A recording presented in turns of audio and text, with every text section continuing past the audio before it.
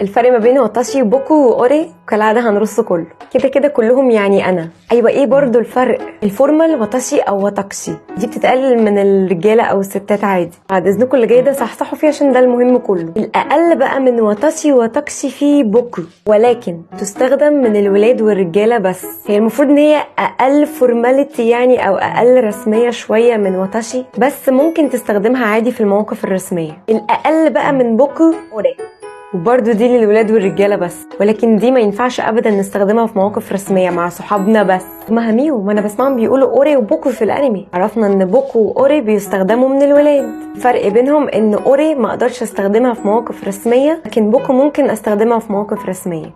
مش حاسسها، هقول لكم. استخدام الولد لأوري أو بوكو بيعتمد على شخصيته كليا. الدليل إن إيرين كان دايما بيستخدم أوري، وأرمين دايما بيستخدم بوكو. بس بوكو بتدي انطباع كده عن الهدوء والذكاء سيكا حتى لو مش ذكي أصلا، لكن أوري بحسها بتدي انطباع جموح كده. اوعى بس عشان أقربها لكم، لكن انتوا قولوا أي حاجة منهم عادي. خلصنا الحمد لله. ممكن بقى نتكلم عن البنات. عندك خيارين يا ست الكل، ممكن تقولي اتاشي او تقولي اوتشي، الاتنين تحس فيهم دلع اساسا. في بقى حاجه ثانيه خالص كده بنسمعها، ايه واشي دي بقى للناس العواجيز او الكبار في السن. غالبا مش بنسمعها كتير لان دي كانت بتاعت فتره الناس اللي في الساموراي او الناس السياسيين زمان. في طرق تانية كتير قوي نقدر نقول بيها انا بالياباني، بس انا حاولت اجيب لكم الحاجات اللي ممكن بنسمعها واللي موجوده في الحياه الواقعيه بس كده. دي كل حاجه، واللي اتلخبط يعيد الفيديو. باي.